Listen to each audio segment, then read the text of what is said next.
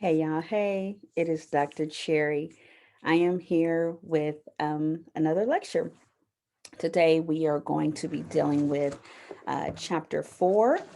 Chapter 4 is Essential Crisis Intervention Skills from the Crisis Assessment, Intervention, and Prevention textbook by Jackson Cherry and Erford, the third edition, 2018. All right, so let's get started. So for starters, throughout this textbook and throughout this chapter, we want to look at essentially what are micro skills.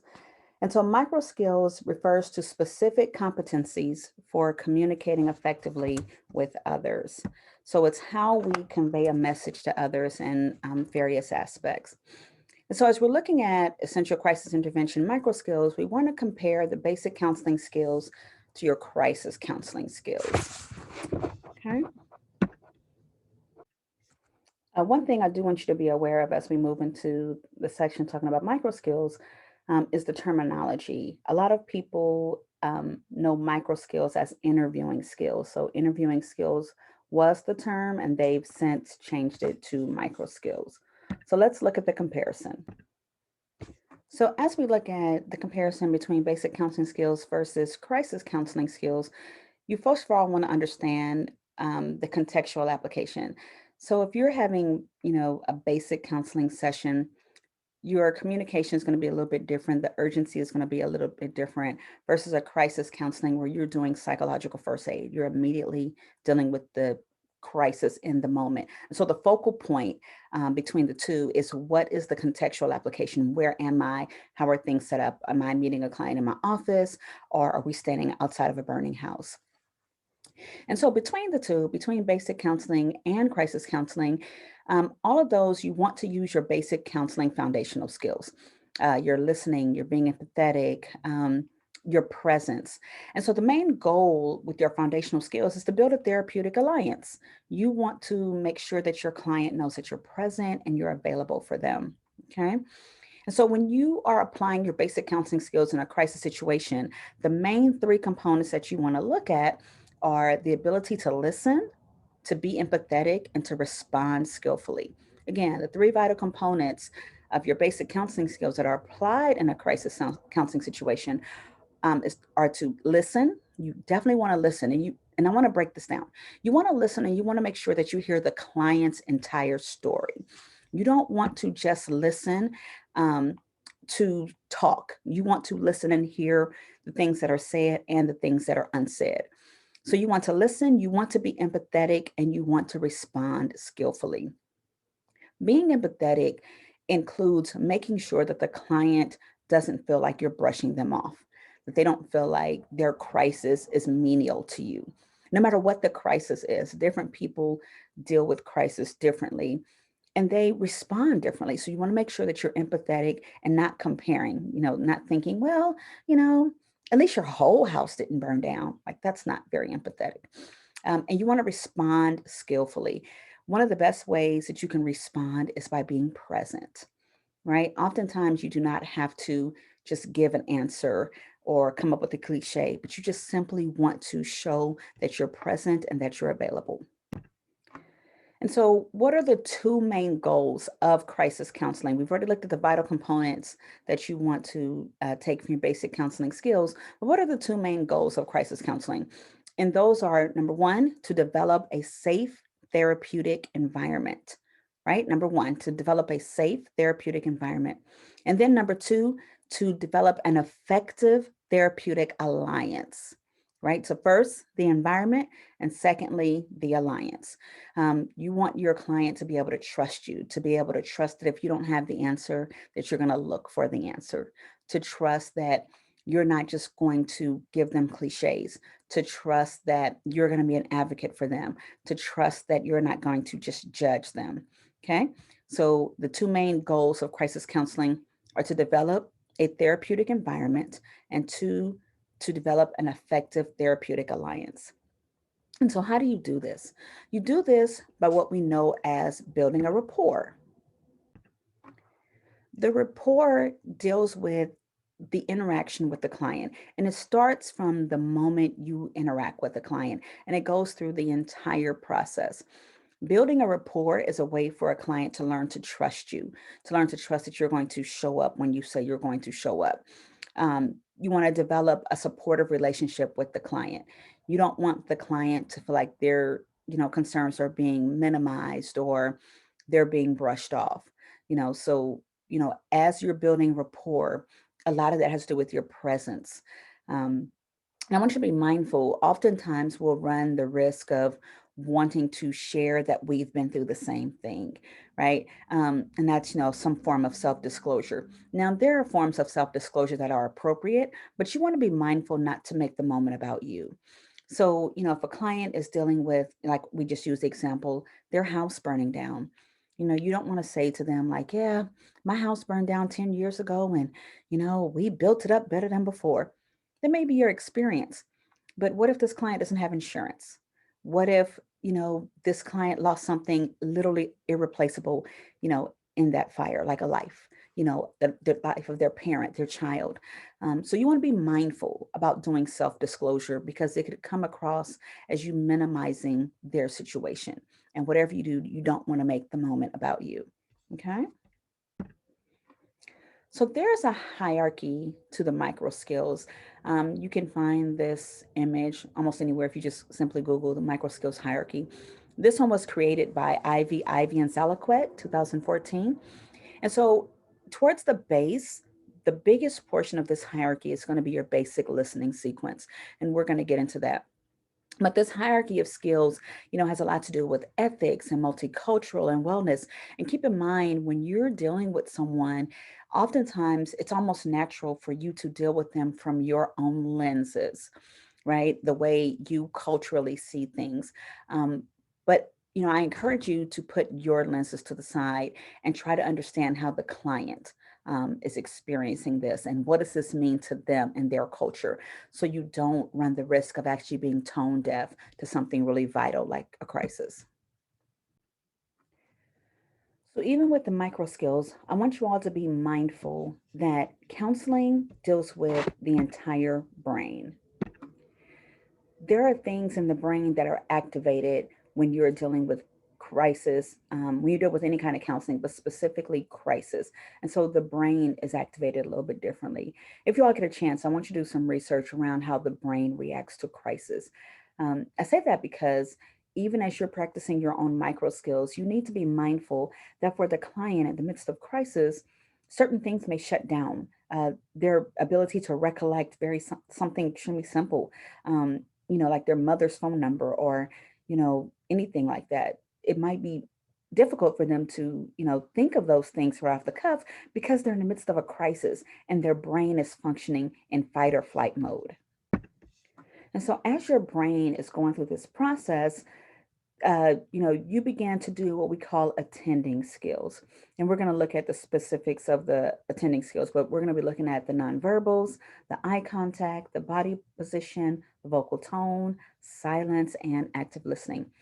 I have the slide titled, I really do or I really don't care. Um, because oftentimes the things that you do, say, and don't say can make someone feel like either you really care or you really don't care. You want to be real mindful of that. Ask yourself, what message is my presence sending? Is my presence sending a message that I'm here, I'm all in, and I'm present? Or do my message say, I'm in a rush. This is really, not a good time. Your crisis, really threw my day off and, I'm preoccupied. What does your presence or your attending skills say to the client about you? So, in your attending skills, I want you to be mindful that counselors, you're not just counseling with words, but you're doing so with body language and with nonverbal cues. A client will feel more trusting and more willing to open up to you if they feel like you're really invested and that you're in tune with them and that you're paying attention and that you care.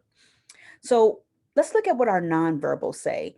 Our nonverbal will tell a client if they're interested, if they're uninterested, if they understand the client's issue. Um, And keep in mind, if you don't understand something because of a cultural difference, ask. Ask the client. Be willing to ask. Say, hey, I'm not very familiar with what the Buddha statue means in your culture. Would you mind explaining that to me? Um, and no, they may say that they're, hypothetically, they may say that, their Buddha broke, and you may be thinking, okay, it's a doll, right? If you come from a very, set of lenses that doesn't recognize something like that as being important or symbolic.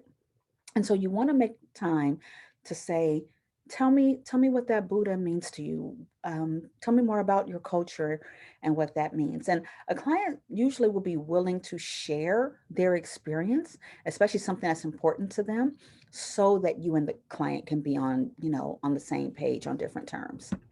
Okay.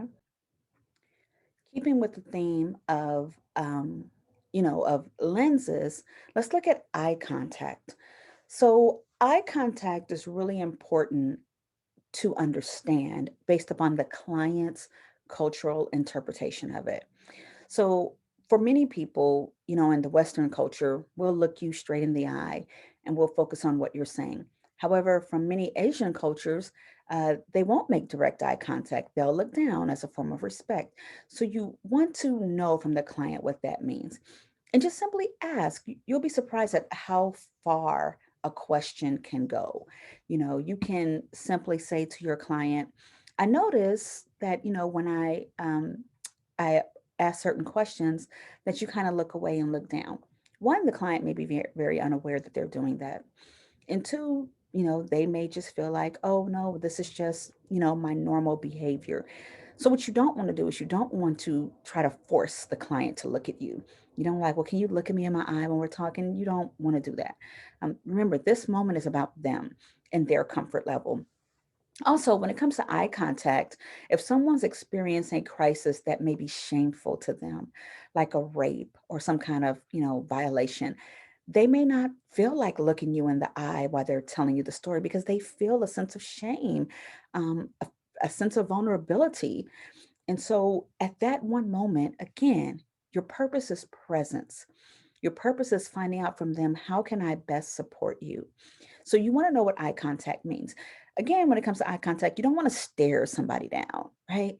You just want to make natural eye contact with, which means if you look away, periodically, that's okay. You don't want to stare them down. You don't want them to feel like you're boring your eyes into their soul. Also, too, with that, for instance, with a lot of African Americans will often look at you directly in the eye when speaking with you, but they may kind of look down or look away when they're listening to what you have to say. And so, again, you then don't want to be like, look me dead in the eye when I'm talking to you. One, this isn't a dictatorship. Remember, you're trying to build rapport. You're trying to establish a healthy therapeutic alliance, a healthy environment. Okay. Body position is just as vital as your nonverbals and your eye contact. And so your body position, and we're gonna, go through these when we go through the solar acronyms, but your body contact should convey interest and involvement. And so you want to do a couple of things. You want to make sure you're facing the client. You want to make sure your body is in an open and attentive body posture, meaning you don't want to fold your arms or fold your leg or cross your legs. You don't want to sit behind a barrier. When you're doing one-on-one therapy with a client or even group work, you don't want to sit behind a desk and have a barrier between you and the client. You want to lean forward a little bit to show interest. You don't want to kind of slouch like you're really bored and ready for this to just be over. Um, and so you want to look at how your body is presenting itself. I know we're in the age of COVID right now, and so distance is a really, really key thing, and that's something that's going to have to be navigated. But before COVID, a normal distance was about 2 to 4 feet apart. Whatever somebody was comfortable in their personal space, and that's according to Western culture standards. But to some people, especially now, you'll have to be at least 6 feet apart, and you might feel more comfortable with your client wearing a mask. So you just want to be mindful of how that comes across. One thing that might be important is I recently purchased some masks And the masks have a clear opening. I'll show them to you. So these are the masks that I recently purchased. My background is not. So they're clear on the inside. So if I'm talking to a client who may be hard of hearing, this is a really, really good tool to have. The good thing with these, they come in different colors. I have burgundy, black, pink, and gray. I think they all came in that packet. But at least you can still see the client face to face that way. And you can, look at, fully body language. You'd be surprised in this day and time how masks have kind of hindered us from seeing a person's whole body posture, facial, I'm sorry, the whole body, their whole facial expression. So, something like that is a really good tool to have. But one of the main things with body position is you want to make sure that you're safe. Um, if you're in a room with the client, you want to make sure that the client is not between you and the door. Um, and also, talking about being safe, if you're in a crisis situation and a client is feeling suicidal or homicidal, you want to be conscious of the distance that you are from that person. If they're homicidal and, they have a gun or a weapon, although you're there to help them, you're also there to be wise and to be safe. So you want to make sure that you're not in harm's way. The fourth one we want to look at is vocal tone. I want you all to keep in mind that your voice is pretty much your therapeutic tool. So you have to be mindful of your pitch, of your pacing, and the volume. And you want to be mindful that these things can have a huge impact on the client's emotional response. If you have a calm and soothing voice, that can really be helpful, during someone who's in emotional distress. And you might want to modulate your voice to comfort and to de-escalate. Right. The textbook talks about vocal underpinning, and vocal underlining is when you kind of just reiterate a certain word. Like you could say to a client, it sounds like you're really, really stressed out. And so you want to put that emphasis on really, because, you're doing vocal underlining. You're letting them know that I hear you. I hear you. And I'm taking everything you say to heart. I try to tell students all the time not to use certain phrases with clients. Don't use phrases like calm down or just relax. If they're in a crisis situation, it's probably going to be a little difficult for them to calm down or relax. And so you don't want to put yourself in a position where you're telling them what to do.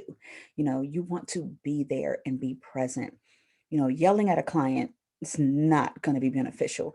Even if they're on 10, you can kind of calm them by the pace and the tone of your voice. And just like the tone in your voice, one that's really key is silence. Silence. You want to learn to take comfort in silence and in pauses. Don't feel like you have to fill the space with random words or with a lecture or even a preachy moment. It's okay to just be silent and allow your presence to speak for itself.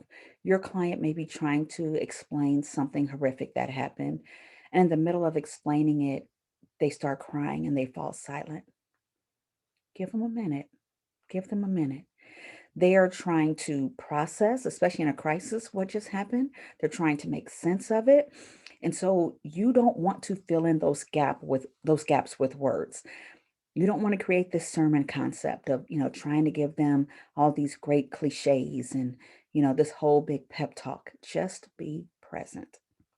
Silence is powerful. Just be present. Just like active listening is powerful. Active listening, back Egan in 2013, he developed a conceptual framework for active listening using nonverbal communication tools. And so he came up with this acronym of SOLER, SOLER. And so the SOLER acronym kind of goes back to what we were saying about body posture. And the SOLER acronym, the S stands for squarely. You squarely want to face the client. The O stands for open. You want to have an open and a welcoming posture. The L is for lean. You want to slightly lean forward to convey your interest. The E is I. You want to maintain respective, culturally appropriate eye contact. And then the R is for relaxed. You want to try to be as relaxed and as natural with the client because your goal is to put them at ease. Okay, I'm going to repeat those. And that's solar, SOLER. The S is for squarely, squarely face the client. The O is for open, having an open body posture. The L is for lean forward, showing interest. The E is for eye contact, culturally appropriate eye contact. And then the R is for relaxed. You want to have a relaxed and a natural body posture position. So then we come to the basic listening sequence.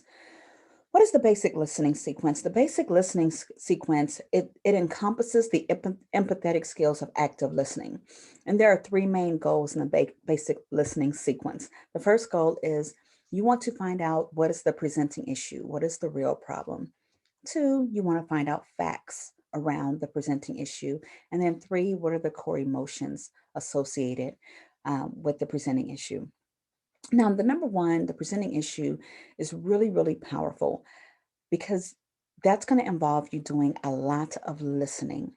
The client may say, I'm really, really tired of my husband, coming home from work, leaving his clothes everywhere, eating dinner, then just leaving the food on the table, leaving his plate on the table. Like I just want him to, put his plate in the sink. And so what's the real presenting issue, right? Is the real presenting issue that his clothes are everywhere and the dishes are on the table? Not necessarily. In this case, it sounds like the presenting issue is the clients feel like they are not being helped, that they have, a lot going on and they kind of feel like they're carrying the weight by themselves. Something like this, we would kind of go further. Like, when else can you tell me about another time that you felt, you know, like people just kind of left you holding the bag, right? So you want to know what the real presenting issue, and then you want to get facts around that issue. So again, tell me about another time that you've experienced not being assisted or kind of feel like you're carrying the weight by yourself. And you want to go through facts. Now, we go through the basic listening sequence by doing some active listening tools, meaning by using open and closed questions, by encouraging, by paraphrasing, by reflecting feelings, and even summarizing. And so, with your open and closed questions, that's where you can get many of the facts. And then you want to really get to the core emotion. Do they feel helpless? Do they feel alone? Do they feel frustrated? So you want to get to the core emotions. And so just keep it in mind that as you're going through this basic listening sequence, it's almost like you have a box and you're simply just trying to unpack this box one piece of wrapping paper at a time. Okay. So I've attached a couple of videos for you all to watch on the next few slides. The first one is about open and closed questions. So when you're looking at open questions, your open questions are going to help you get some really in-depth information. And so your open questions would be things like what, how, could, would, and even sometimes why. Now, why is definitely, it can definitely be an open question, but you have to understand and be careful with why, because it can cause a client to be defensive or criticized or put on the spot. So you want to be mindful of how you word question that forms with why. A good open question that starts with why is, you know, why am I here? I think Jan Van Zandt, she uses that phrase a lot. But a good why question, why am I here? And that's usually going to give a pretty detailed answer. Well, you're here because my husband and I can't get along and he keeps leaving the dishes on the table. And so it at least opens some kind of dialogue. So keep in mind what, how, could, would, and sometimes why are all open questions. A closed question are questions that you want to use to get very solidified facts. They're usually yes, no questions. They give you concrete information. Those are really, really good, especially when we talked about the basic listening sequence to get a lot of facts surrounding the information. What year were you born? What year did you get married? What year did the house burn down? Those are examples of closed questions. When we look at questions, we also want to look at leading questions and negative interrogatives. So a leading question usually contains a hidden agenda, and it's something like, you don't really want to kill yourself, do you? The hidden agendas, you're kind of leading them to say the right thing. So we want to try not to use those, just like negative interrogatives. Please forgive me, y'all. That's a question where you're kind of forcing a client to agree with you. Like, don't you think you should leave him if he's abusing you? Or wouldn't you be happier if you just put the dishes up yourself? So you want to be mindful of those two, and you don't want to use those um, if you don't have to. I can't imagine a time when you would have to, but you just want to be mindful that they're there, and that it could be very easy to want to throw that in. So when you get a chance, I want you to go through and watch these quick 1-minute videos. The first one that we just kind of looked at was about open and closed questions. Then there's a video here about reflecting feelings, and making sure that you're really understanding and empathizing with what the client is going through. And then we're going to talk about the next video talks about paraphrasing and summarizing, being able to repeat back to a client what they gave you in your own words, and making sure that you two are on the same page. So let's go back to the client talking about the dishes. you know uh, you could paraphrase by simply saying, it sounds like you're frustrated when your husband doesn't put the dishes in the sink. That's a pretty decent paraphrase. Something a little bit better might be, it sounds like you have a lot of work to do and no one's helping you out. Yeah, that's exactly what it feels like. I feel like I got a whole lot of work to do and they don't care. They just put their clothes everywhere. Reflecting feelings would be an example of, that sounds really frustrating. Gosh, that must be really overwhelming. How are you dealing with that? Okay. So you want to reflect the feelings, you want to do some paraphrasing, and you want to do some summarizing. Another area that's really, really vital is how to de-escalate a situation. This is a really good video clip. I look forward to you all watching this. But when, a client is frantic and they come in, the last thing you want to do is be frantic with them or accusatory, or, talk to them like their problem isn't that important. Um, you want to take a minute to validate them and hear them out and understand what got us to this point. And just be mindful to always keep your composure. Even if a client is really, really frustrated and going off, and they may have said some really, unnecessary things to you, it's not about you. Don't take it personal.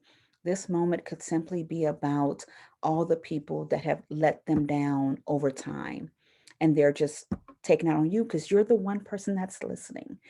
And so usually when something like that happens, I often tell my clients, thank you. Thank you for trusting me enough to share that with me. Let's look at it. Let me help you with that. Let's look at it.